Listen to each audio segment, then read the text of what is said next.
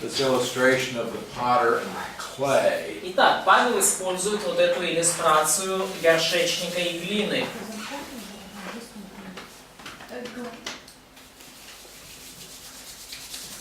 So in Romans 9:19, you say to me, why does he still find fault? В Римлянам 9:19 говорится: ты скажешь мне, за что же еще обвиняет? Who has resisted his will? Ибо кто противостанет воле его? But indeed, O man. А ты кто, человек? Now this is Paul's response. Ну вот это ответ уже Павлу. Это ответ Павла? Да. Или того же человека? Это дипломатичный ответ Павла. Okay, now this is a, you know the word diatribe? Yes, I can. Ну это диатриба в греческом, ну греческий термин, греческая риторическая фигура. Do you know this word? Знаешь, что диатриба? Okay,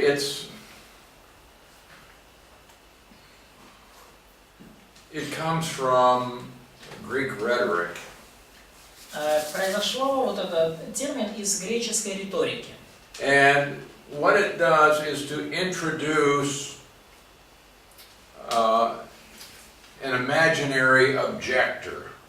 И техника в том, чтобы как бы представить слушателям, ну как воображаемого, выдуманного собеседника с возражениями. So, Воображаемый оппонент. so you're presenting your information. То есть вы как бы представляете свою точку зрения, свою информацию. And you say, but someone might object to this by saying. Ну и говорите, но кто-то может возразить мне, говоря. And then you give the objection. И вы приводите вот возможные потенциальные возражения. But then you answer the objection. И потом вы на них отвечаете. So it's like saying, I know you will have a question, but I'm going to answer your question before you ask it. То есть вы говорите, да, я знаю, что у вас есть вопросы, но я на них отвечу еще до того, как вы их зададите. But they have this rhetorical device called a diatribe. И вот у них был такой риторический прием, да, называемый диатриба. Вопрос в 20 стихе. Это дальше еще воображаемые аргументы воображаемого оппонента. So in verse 12, is it the objection of this imaginary opponent, or it's already both? Verse 12? Verse 20, I'm sorry. No. I'm sorry, verse 20. Verse 20, no, this is the answer. Нет, это уже ответ. This is the answer. Это ответ. Okay, so you have the diatribe introduced. This is the imaginary objector. You will say. То есть вот это вот диатриба, да, как бы на сцене появляется воображаемый оппонент. Or Ты it might скажешь be мне. someone will say. Или кто-то скажет мне. And then you have the statement of the objector. И есть, вот идет дальше в 19 стихе вот это утверждение оппонента. But then we know when the objector is done. Но мы знаем, когда вот эта фраза оппонента заканчивается. Because they have a device to tell you the objection is ended and here's the answer to it. Потому что был определенный прием, да, по которому можно было определить, что возражение закончилось и теперь идет ответ на него. Where it says here, indeed, O man. И вот эта фраза в 20 стихе, а ты кто человек? You see that? Ну, ты кто человек? Чуй. Huh? Ну это Павел отвечает тому, кто в 19 типа приводит. То есть ответ Павла, да. Ну, сейчас Джеймс скажет.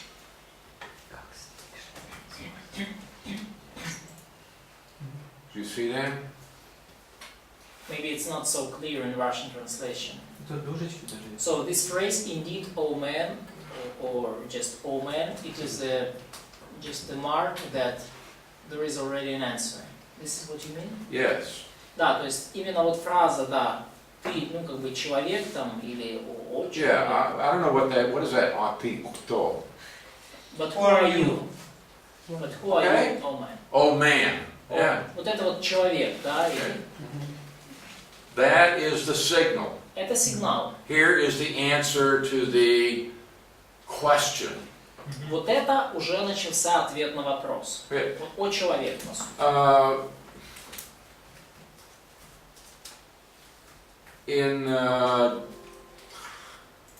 If you go to James chapter 2, let me show you this. Давайте вот откроем Иакова 2 главу, я вам это сейчас покажу. Иакова 2 глава.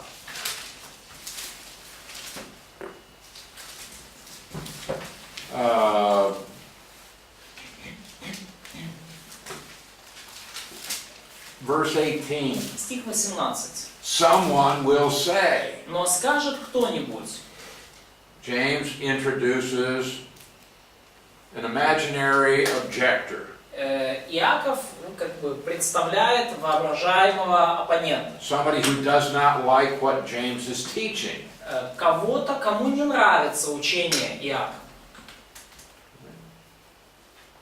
They don't like what James is saying. Им не нравится то, что говорит So Иаков. someone will И say, вот скажет кто-нибудь. you have faith and I have works. Ты имеешь веру, а я имею дела. Okay, you, James, Ты, Иаков, you have faith. у тебя есть вера, I have works. а у меня есть дела. Show me your faith without your works. Покажи мне веру твою без дел твоих, I'll show you my faith by my works. а я покажу тебе веру мою из дел моих. You believe that there is one God? Ты веруешь, что Бог один? You do well. Хорошо делаешь. Even the demons believe and they tremble. И бесы веруют и трепещут. Question. Who says this, James or the objector? Вопрос. Кто это говорит? Иаков или его оппонент? Оппонент, скорее всего. It's opponent. Я. И здесь мы берем Object. греческий язык. А? И здесь мы берем греческий And язык. here we open Greek. No, the Greek, the translation is fine. Нет, перевод здесь как раз таки нормально. Це не дієтриба, це говорить оппонент. So this is objector's words. Yes, it's the words of the objector. Да, это слова оппонента. This is the one who is trying to say that James' teaching is not right.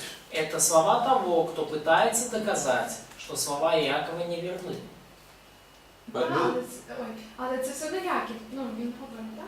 So, Не it is not words of James and it's not point of James. no, Нет. no. How do we know? Как мы это узнаем? Verse 20. Стих 20.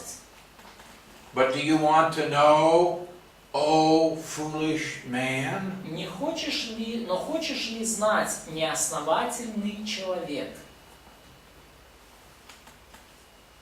You see, you can't see it here. Человек. You can or can't. You can't see it in your Но translation вы в here. вашем переводе этого здесь не увидите. But when it says man, Но когда вот вы видите вот этот человек, да, когда вот это говорится, it's exactly the same construction as what you find in Romans 9. это совершенно такая же конструкция, какую мы видим в Римлянам 9. And this is a particular device that is used in a diatribe. И вот это как раз конкретный прием, используемый в диатрибе.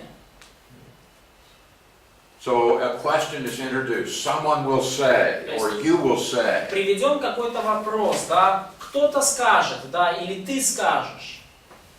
And then you have the objection. И есть какое-то, возражение. And then you have the answer now, but it's introduced by this expression, oh man. И потом идет ответ, и этот ответ начинается с фразы «О человек». Yeah. Адресован. А в Римлянам 6:1. То же So, самое. Romans 6:1, Или в 3 главе. or in the third chapter of Romans. Ну, то есть как с оппонентом он общается. Do what? In Romans 6 and in Romans 3, seems like 3:8. Paul is also arguing with imaginary objector, Здесь нет слова человек. but we don't have the word Да, man here. Получается, не знаю. Где 6? 6:1. 6:1, Romans 6:1. Мне кажется, сейчас будет трудно, что мы опять 15 минут непонятно ничего. Seems like we're gonna spend 15 more minutes and Да, arguing about просто it. 10 секунд. Yeah, we don't want to do that. Да, мы не хотим этого делать. Да, лучше говорите. No, this is not an imaginary objector. Но там в 6 главе, там невоображаемый оппонент. Нет, уже задают вопросы, сразу отвечать. Okay. Ну все, да. I said the imaginary objector will be introduced by someone will say or you will То say. есть воображаемый оппонент, он ну, как бы его слова начинаются с фразы «кто-то скажет» или «ты скажешь». Понятно. Okay. All right. So we have here in Romans 9, Итак, Римлянам 9 главе. Paul introduces this imaginary objector who says, how can God find fault? И Павел вот представляет такого воображаемого оппонента, который говорит, за что же еще обвиняют? Well, Paul gives the answer. И Павел дает ответ. Now in verse 21, И в стихе 21. does the potter have power over the clay? Не властен ли горшечник над глиною? And the answer is yes. И, ну, ответ очевиден, конечно, власть. All right, now we have this analogy of the potter and the clay found several times in the Old Testament. И мы видим вот эту аналогию, метафору горшечника и глины, которая в Ветхом Завете несколько раз встречается. Well, let's look at very quickly a couple in Isaiah, Isaiah 29:16. И давайте буквально очень быстро посмотрим Исайя 29:16.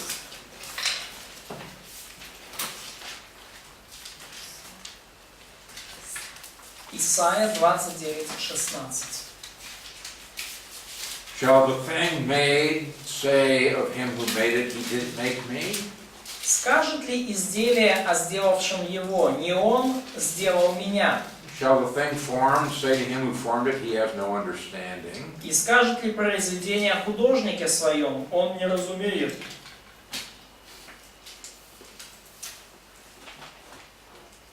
In Isaiah 45, Исаии 45, in verse 9, в стихе 9. shall the clay say to him who forms it, what are you making? Горе тому, кто припирается с Создателем своим.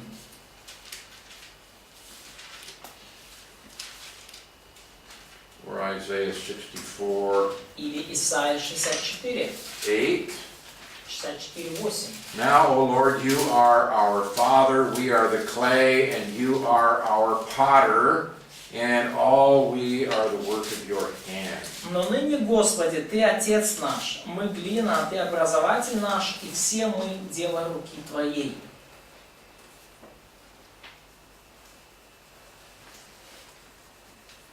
All right, now, the potter does not have to answer the clay. И горшечник не обязан отвечать глине. God is not accountable to man for his actions. И Бог не подотчетен людям за свои действия точно так. And in fact, it is evil for man to question God's works. И на самом деле это зло, когда человек подвергает сомнению действия Божьи. All right, let's go to Jeremiah 18, and I think that this should clear up your questions. И я думаю, что вот давайте прочитаем Иеремию 18, и благодаря этому все наши вопросы снимутся. Did you read this yesterday? Прочитали ли вы это вчера? Yes. I was reading. Okay, Правильно? I read. Alright. Yeah, okay. So Jeremiah was told to get up and go down to the potter's house. И было слово к Иеремии: «Встань и сойди в дом горшечника». Verse 3, I went to the potter's house, there he was making something at the wheel. И 3 стих. «И сошел я в дом горшечника, и вот он работал свою работу на кружале». You know what the wheel is? Знаете, что такое, кружало? Гончарный круг. Have you watched somebody make a pot? Вы видели, как кто-то делает горшок, да? Okay. Now the vessel that he made of clay was marred in the hand of the potter. И сосуд, который горшечник делал из глины, развалился в руке его. This would be due to some defect in the clay or perhaps a stone or something else that's in the clay. Это, скорее всего, из-за каких-то дефектов в глине, может быть, камешек там попался. I've watched potters. Ну, я наблюдал за горшечниками. Sometimes they're forming it and something happens and they just smash it down and start all over. И иногда бывает, что в руках разваливается то, что они делали, и они просто сминают это в кучу и начинают заново. So he made it again into another vessel as it seemed good to the potter to make. И он снова сделал из него другой сосуд, 4 стих, какой горшечнику вздумалось сделать. The word of the Lord came to me. И было слово Господне ко мне. O house of Israel. Не могу ли я поступить с вами, дом Израилев? Notice he is addressing a nation. Обратите внимание, он обращается к народу. He's not talking about causing one to be a believer and the other an unbeliever. Не говорится здесь о том, что Бог делает так, что кто-то уверует, а кто-то нет. That is not in the context. Этого нету в контексте. Can I not do with you as this potter, says the Lord? Не могу ли я поступить с вами, дом Израилев, подобно горшечнику сему? Look, as the clay is in the potter's hand, so are you in my hand, O house of Israel. Вот, что глина в руке горшечника, то вы в моей руке, дом Израилев. Verse 7. Стих 7. The instant I speak concerning a nation and concerning a kingdom. Verse 7, Jeremiah 18.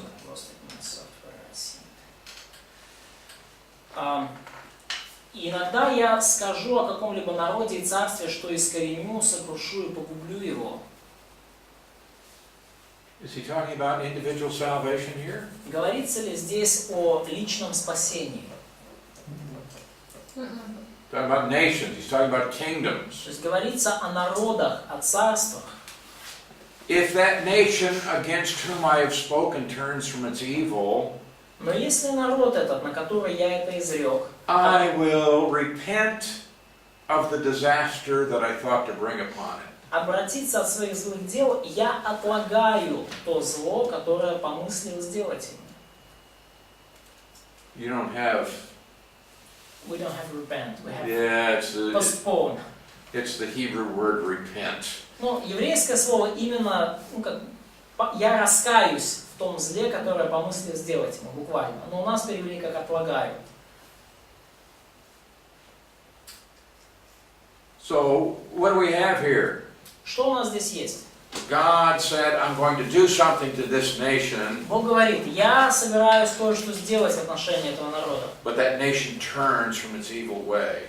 Но этот народ обратился от своих злых дел. So what's going to happen? Что случится тогда? God's going to make a different pot.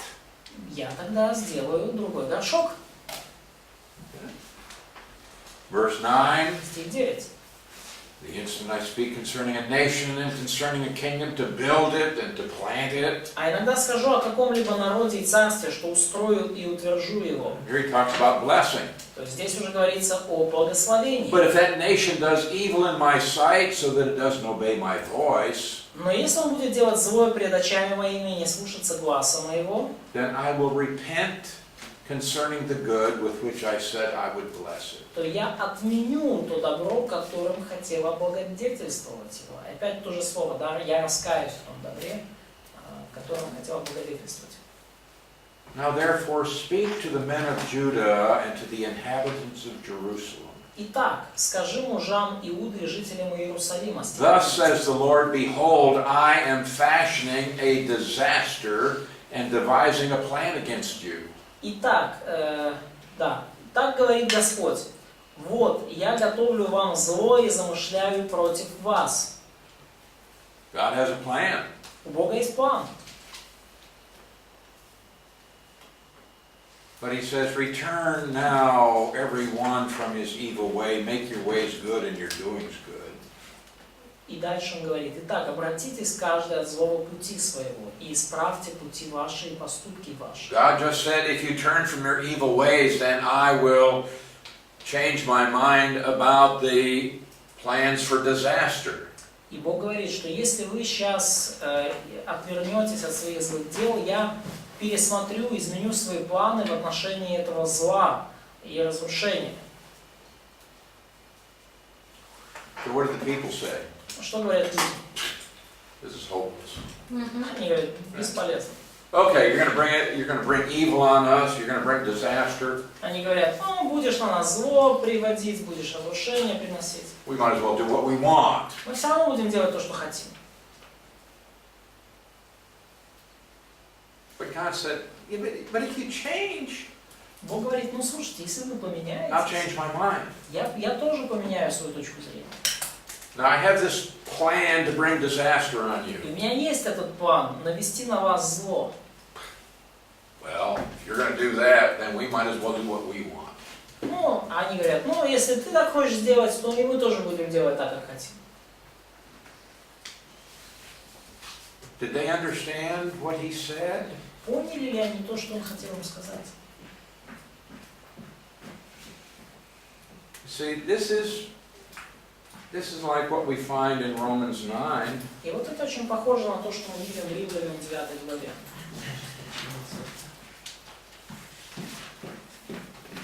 When someone will say,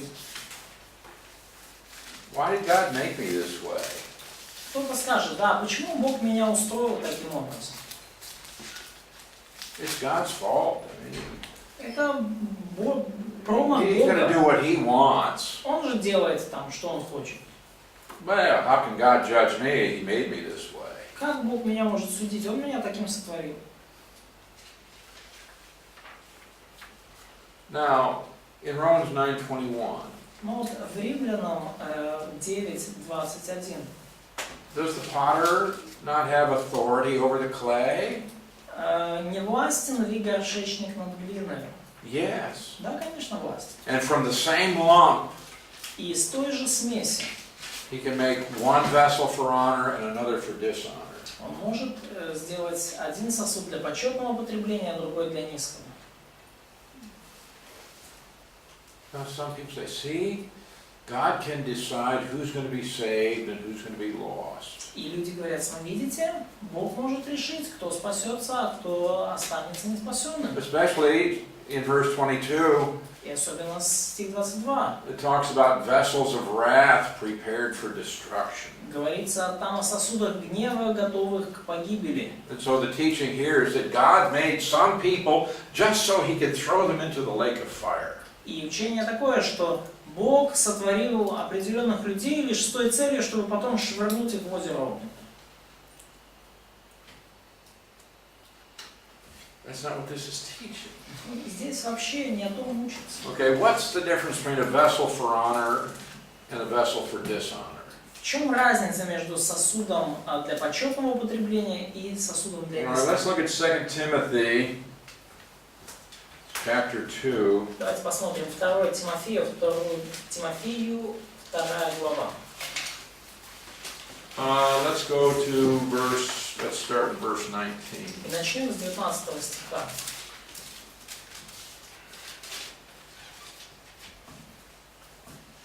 Solid foundation in the spiritual life. Но твердое основание Божие The Lord knows those who are His. стоит, имея печать сию: познал Господь своих. And let everyone who names the name of Christ depart from iniquity. И да отступит от неправды всякий, исповедующий имя Господа. So if you're a Christian, И если вы the христианин, command is to depart from iniquity. то ваша задача отступать от неправды. Verse 20. Стих 20. In a great house there are not only vessels of gold and silver, but also of wood and clay. В большом доме есть сосуды не только золотые и серебряные, но и деревянные и глиняные. Some for honor, some for dishonor. Одни в почетном, другие в низком употреблении. Okay. Хорошо. In this verse, В этом стихе, what are the vessels for honor? что это за сосуды в почетном употреблении? Ну, как 21 стих, годно на всякое доброе дело. This is verse 21 say that this I'm are looking at the verse vessels. 20. Ну, я говорю про 20 стих. Реальные сосуды или образные? Вопрос. А? Вопрос про реальные сосуды или про образные? Is it real vessels or it's just an image? No, it's an illustration. Well, he's making an illustration Ну, конечно, here. он здесь делает Но иллюстрацию. это более So, эффективно. yeah, we're going to have to understand this in terms of То reality. есть нам нужно понять в реальном мире, что это значит. Ну, с одних судов можно кушать, других там кладешь. So, it's about believers. You can use one vessels for eating, and other are just worthy only for Mhm. toilet. Maybe. Okay. So it's not whether it's gold and silver or wood and clay. То есть вопрос не в том, из золота и серебра они или из глины и дерева. That does not determine whether it's for honor or for dishonor. Не этим определяется почетное употребление или низкое. It's the use to which something is put.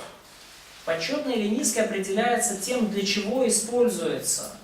So you could have something made out of clay and it's very fragile and very inexpensive. Та или иная посуда. То есть вы можете, например, inexpensive. То есть может быть какой-то сосуд из глины, который очень хрупкий, недорогой, But you might use it for communion.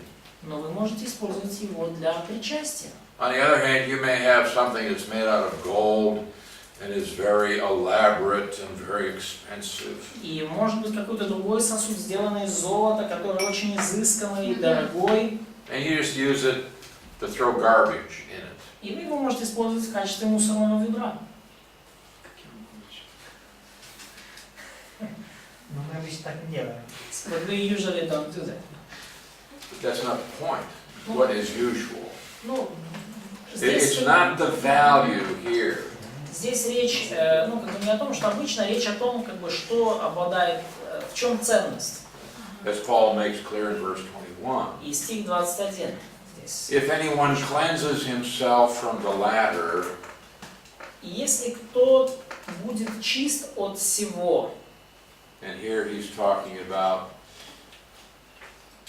dishonorable things, и здесь вот Павел говорит об вот этих нечестивых вещах, he will be a vessel for honor, вот тот будет сосудом в чести, sanctified and useful for the master, освященным и благопотребным владыке, prepared for every good work. годным на всякое доброе дело.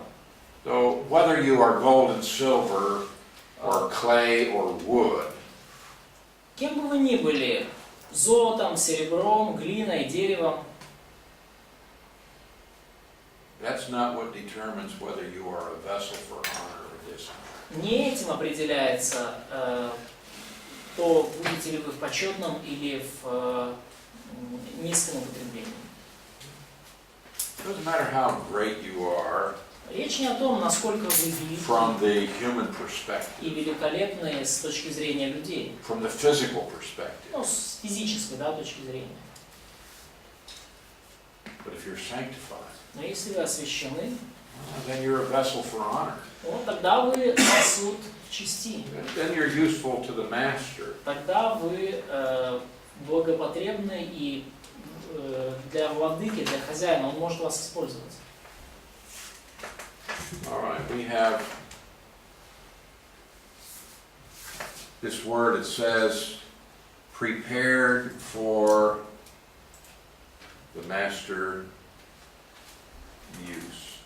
И вот здесь, да, есть такое слово, ну, у нас переведено как благопотребным владыке. То есть годным для использования владыки.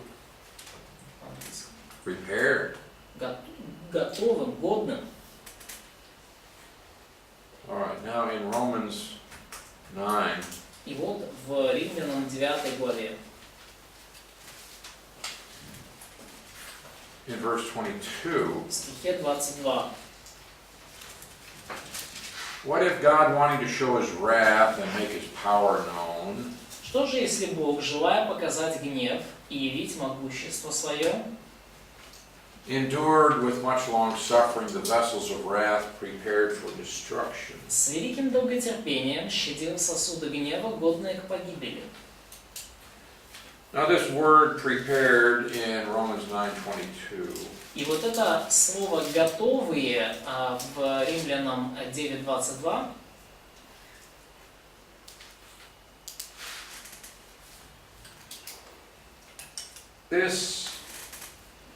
This word means to prepare something for someone or to prepare something for yourself. означает подготовить нечто для кого-то, либо подготовить, устроить нечто для себя.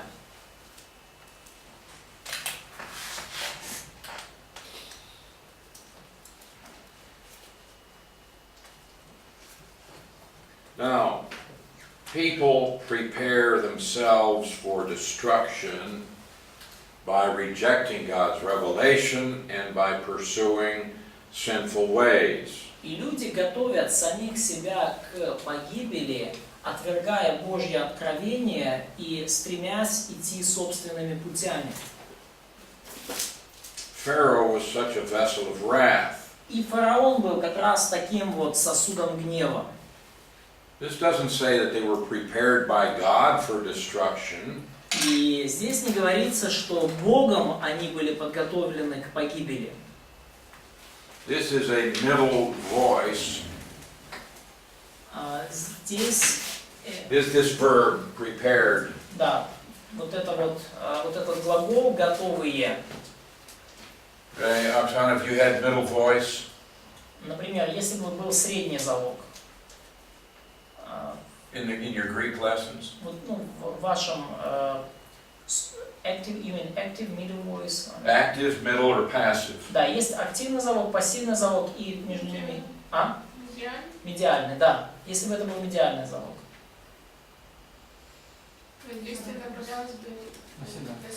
Action, which is the direction is on yourself. Okay. In Greek we have three voices. В греческом языке есть три залога у нас. We have active, passive, and middle. Активный, пассивный, медиальный. Active, the subject produces the action of the verb. В активном залоге субъект, собственно, и производит действие глагола. I paint the wall. Я рисую на стене. Active voice, I am the subject, I produce the action. Активный залог, я субъект, я произвожу какое-то действие. Passive voice, Пассивный залог, the subject receives the action of the verb. субъект принимает действие глагола. Here, the wall is painted by me. Стена разрисована мной. So in this sentence, the wall is the subject, То есть в этом предложении стена уже субъект. but it receives the action. Но она принимает действие. Okay. Хорошо? Middle voice. А вот медиальный залог. You have this in Russian. Yes? Yes. У вас Okay. есть What is your verb to shave? бриться. Да, No, now I can shave someone else. Yes? я же могу брить и кого-то еще, да? Yes? Can I shave someone else? Can I?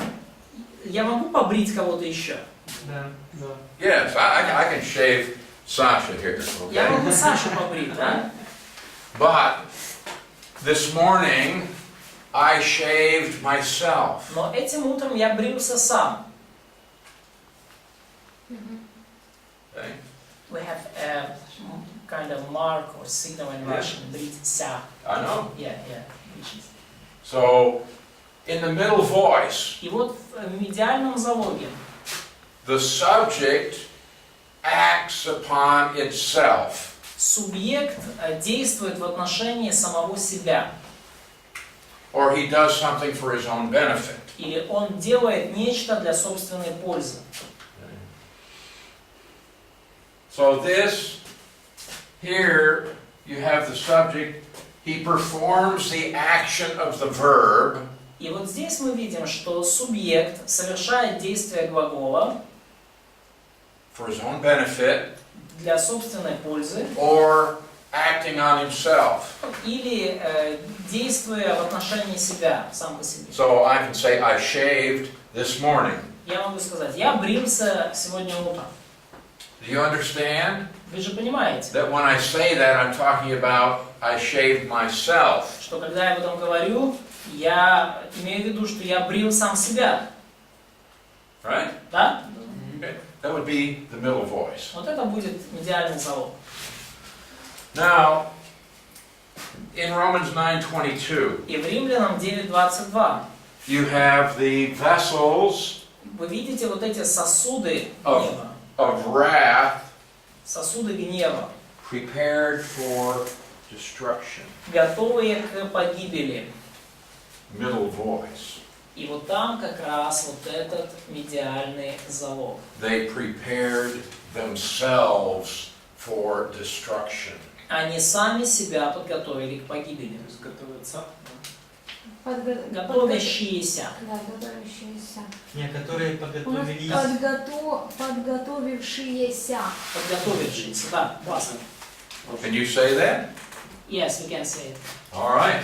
У нас сейчас того года написано. Which prepared themselves. Надо списать. Yeah, they prepared themselves. Да, они подготовились сами. Сами себя подготовили. So this is not saying, oh, God designed them so He could destroy them. То есть не говорится здесь о том, что о, Бог их такими вот создал, и Он сейчас их всех уничтожит. God raised up Pharaoh to demonstrate His power in him. Бог возвысил фараона, чтобы продемонстрировать через него свою силу. God prepared you Бог подготовил вас, so that He could show His power in you. чтобы через вас проявить, показать свою силу в вас. Now He can do this either in grace or in judgment. И Он может это сделать и в благодати, и через суд. One way or the other. Тем путем или другим. But you have a choice. По-хорошему, по-плохому. Но у вас есть выбор. So here in Romans 9, Paul is talking about Israel, И здесь, в Римлянам 9 главе, Павел говорит об Израиле. that they have been fighting against the gospel, О том, что Израиль, по сути, противостал, воевал против Евангелия. God has been very patient with them. Но Бог был с ними очень терпелив. He was merciful to them. Он был милостив к He ним. was giving them time to change their minds. Он давал им время, чтобы поменять точку зрения свою. But Но they were not willing. они не хотели. But in this way they have prepared themselves for destruction. И в этом смысле они сами себя подготовили к погибели. So those who suppress the truth in unrighteousness, И те, кто подавляют истину неправдою, who do not obey the gospel, те, кто не подчиняются Евангелию, they receive wrath. они получают гнев. So this is not something that was determined in eternity past by unconditional election, И это не что-то, что было определено еще в вечном прошлом через безусловное избрание, but a result of man's sinfulness. но это результат греховности человека. Yes, you have a Да, Сергей? Можете еще прокомментировать в этом же стихе слово «желая»? Желая показать гнев. Can you make a comment on the verse 22? In our translation, it's God desiring to show His wrath. In English translation, there is choosing to show His wrath. No, it's a word for desire. Да, но здесь слово о желании. Желать как. Значит, все. В оригинале это слово есть? Есть. Да, Джеймс сказал, что Не, нет. не курсирует. Well,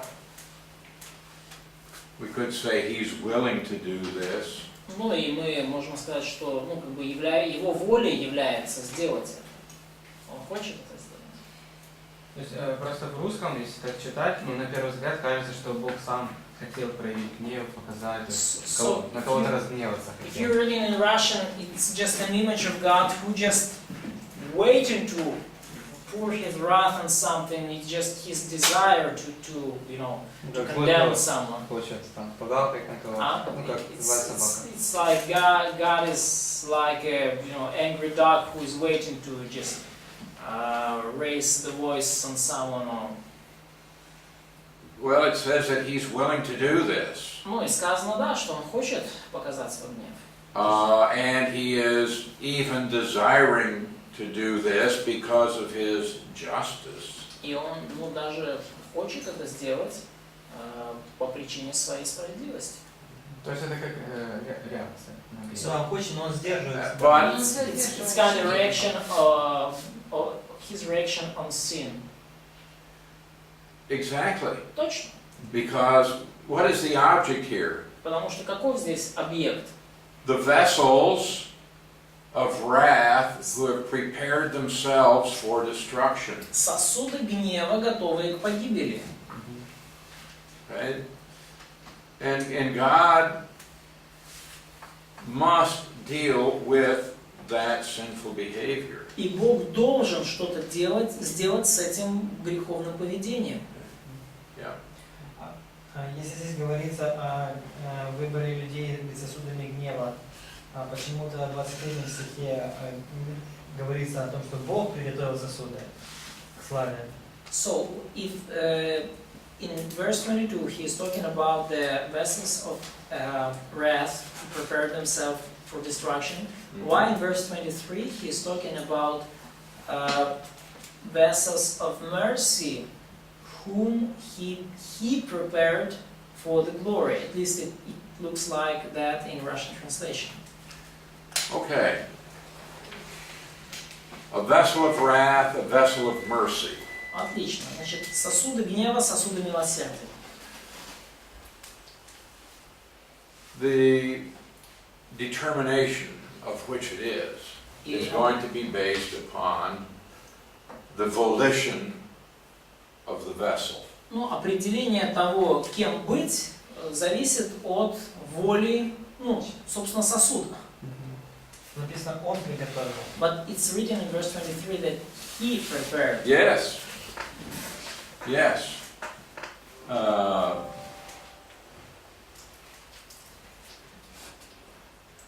Что такое Божий план? It looks Do like you have the God's same word, prepared, in both? Yep, You do?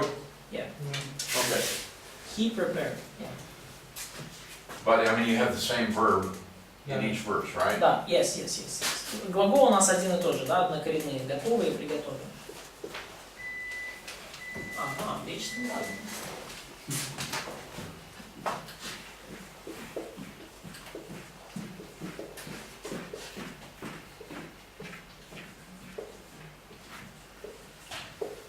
Now, even if you've never had any Greek lesson at all, И даже если у вас не было ни одного урока греческого, you can see that these are very different words. вы можете увидеть, что там вот эти «готовые» и «приготовил» — это два разных греческих слова. Своим корнем. People, you need to learn to read this. Друзья, вам нужно научиться это читать. Катаэтидза. Huh? Kat Катаэтидза. artizo. Это Р. Kat artizo. Катаэтидза. Катаэтидза. Не знаю. This means to put something in order, Ну, это значит привести нечто to в put порядок, it, to put it into working condition. привести нечто в рабочее состояние.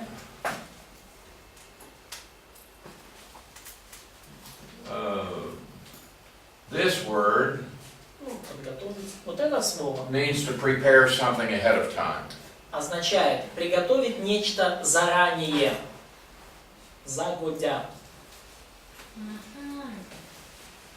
Ну, он же нас как бы избрал для своей славы уже верующих. Все правильно. So, but he chose us believers for his glory ahead of time.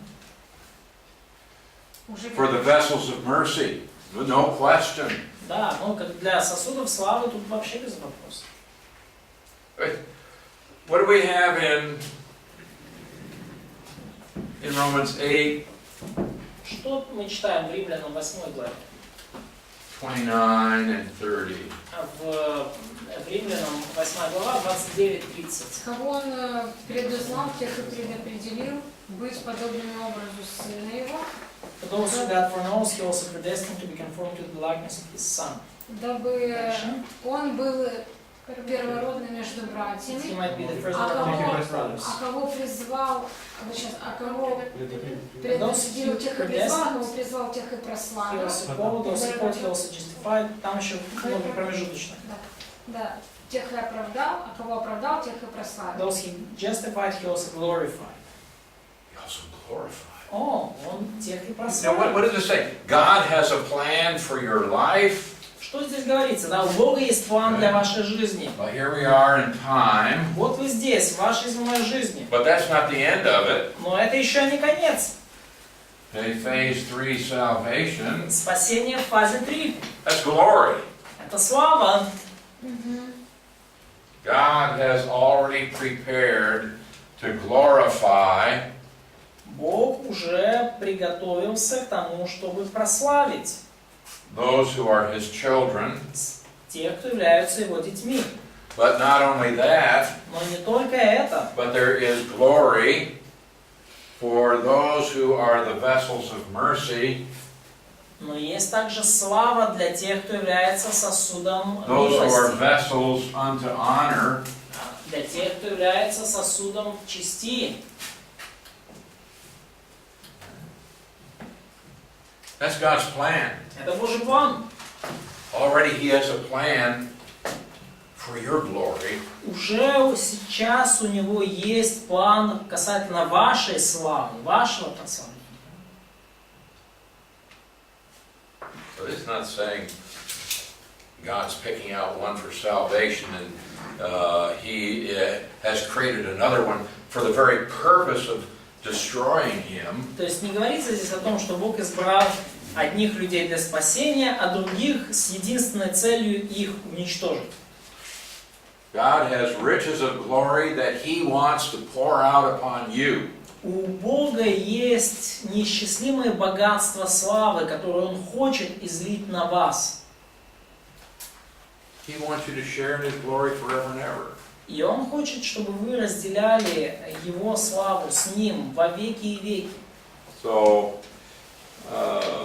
those who believe the gospel are those in whom God will display the riches of His glory. И те, кто уверовал в Евангелие, это те, с кем Бог разделит все богатства своей славы.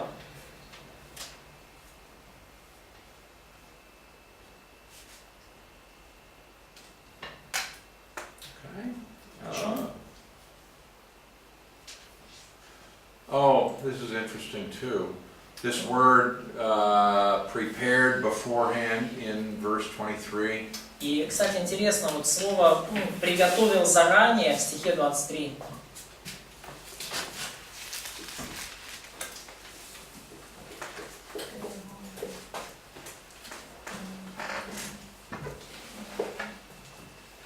It's found only in one other place, Его можно найти только в одном месте еще. and that's in Ephesians 2:10. Это Ефесянам 2:10. You know this verse? Знаете этот стих? We are His workmanship, «Ибо мы Его творение, Приготовленные на добрые дела. Созданные на created in Christ Jesus unto good works, созданы во Христе Иисусе на добрые дела, which He prepared ahead of time, которые Бог предназначил или приготовил заранее для нас, that we should walk in them. чтобы мы, предназначил нам исполнять». Okay. All right.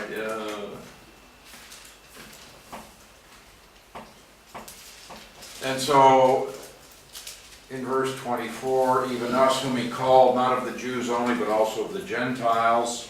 И в Римлянам 9 главе в 24 стихе сказано: «Над нами, которых он призвал, не только из иудеев, но и из язычников». The whole point of this passage is that God has chosen to work through the church at this time. Ключевая идея этого отрывка всего в том, что Бог решил в это время работать, трудиться через церковь. And for the time being, he has set aside Israel as the entity through whom he works out his plan. И на время он отстранил, отставил в сторонку Израиль как ту сущность, через которую он исполняет свой план. Отправил на скамейку запасных.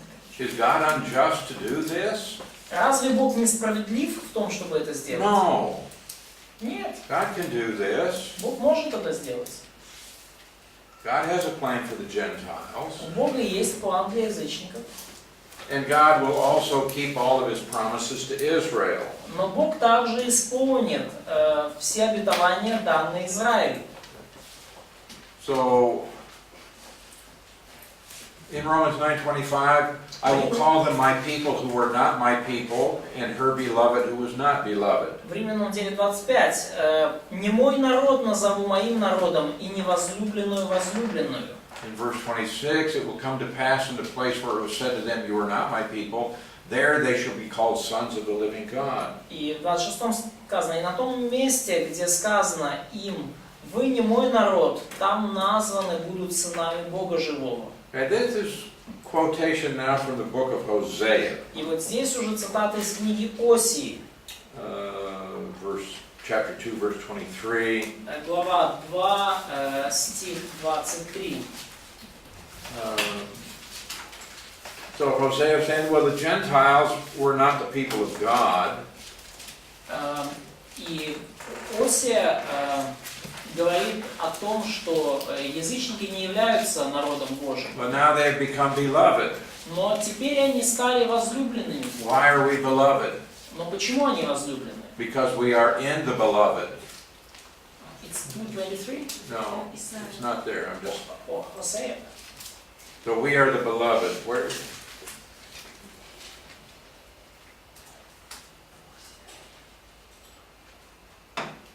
I will show my love to the one I called not my loved one. I will say. Yeah. Yeah, it's 2:23. Okay. Да.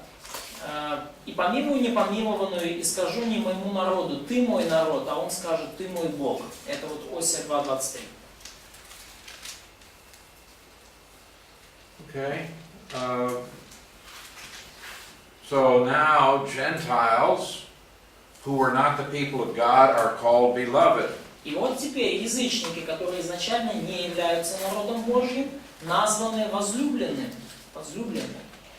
Why? Почему? Because we are in the beloved. We are in union with the beloved. Потому что мы в возлюбленном, мы в союзе с возлюбленным. Ephesians 1:6. Ефесянам 1:6.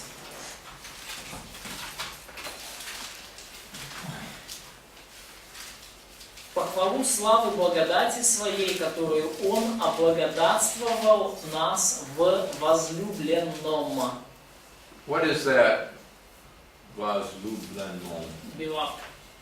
What is that? Что такое? Кто это возлюбленный? Иисус. Jesus. It's Jesus. Это Иисус. It's a title for Jesus Christ. Это титул, это так называют Иисуса Христа. And it says we are in this one. И сказано о нас, что мы вот в Нем. Is that what your text says? In Him? Абсолютно. We are in union with Him. Да, мы в союзе с Ним. Jesus Christ is the one who is beloved of God. Иисус Христос, именно Он возлюбленный Божий. This is my beloved Son. Это мой возлюбленный Сын. Now, because we are in union with Him, И теперь, поскольку мы в союзе с Ним, we are the objects of God's love. теперь мы уже становимся объектами Божьей любви. So God loves you. И Потому Бог любит вас, because you're in His Son. потому что вы в Его Сыне. So, what Paul is writing about in Romans 9, И о чем уже Павел пишет в Римлянам 9 главе? that we have people who were not the corporate entity of God, Что есть люди, которые не являются как в группе, то есть как не принадлежат к группе, называемой народом Божьим. okay, we were not God's chosen people, we're not Israel. Мы не избранный Богом народ, мы не Израиль. But now we are called the people of God. Но теперь мы названы народом Божьим. We were not the people of God, but now we're called sons of the living God. Мы не были народом Божьим, но теперь мы названы сынами Бога Живого, стих 26. Talking about us as Gentiles. Говорится о нас, о язычниках. And God is just in doing this. И Господь справедлив в том, чтобы сделать это. So how... Okay, go down to verse 30, Romans 9. Ну, давайте посмотрим на стих 30, 9 главы.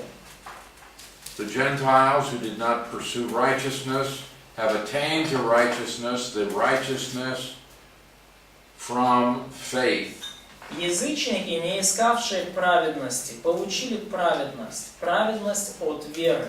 Israel, pursuing the law of righteousness, has not attained to the law of righteousness. А Израиль, искавший закона праведности, не достиг до закона праведности. Why? Почему? Because they didn't seek it by faith, Потому что искали не в вере, but by the works of the law. а в делах закона. They stumbled at that stumbling stone. А ибо приткнулись о камень преткновения. The stumbling stone is Jesus Christ. Камень преткновения – это Иисус Христос.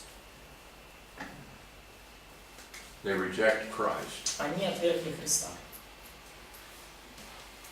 If you read this chapter and understand that he is talking about God setting aside Israel, putting Israel, that nation, under judgment, И если вы читаете эту главу и видите, что речь здесь об Израиле, что Бог, скажем так, отделил пока Израиль и навел на них суд определенный.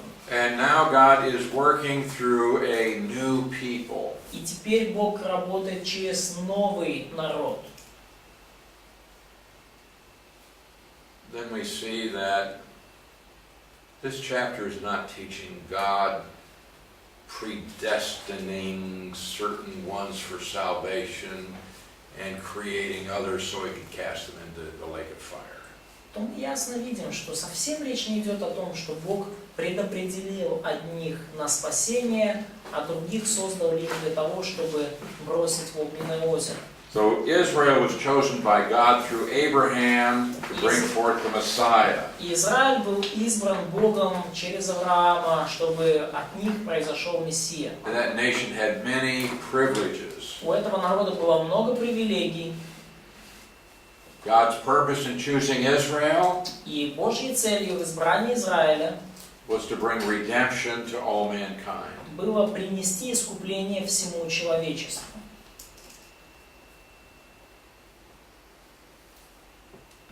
So we see these examples, И вот мы видим эти примеры. Isaac and Ishmael, Исаак и Измаил, Jacob and Esau, Яков и Исав, Moses and Pharaoh, Моисей и Фараон, the church and unregenerate Israel, церковь и невозрожденный Израиль. we see God's choices, but he's not talking about who's going to get saved and who is not. Мы видим, как Бог выбирает определенных людей и группы, но совершенно речь не идет о том, что кто-то будет спасен, а кто-то нет. Has this cleared up anything for you? У вас вот в результате в голове прояснилось на этот счет? Да, эта глава не говорит о предизбрании. So this chapter is not talking about predestination, for salvation, election, etc. Not for salvation, no. Да, и то есть здесь вообще о предизбрании к спасению мясном меду. Okay, I'm sure you must be very hungry, Я уверен, что вы уже, наверное, весьма голодны, so let's go eat. поэтому пойдемте покушаем.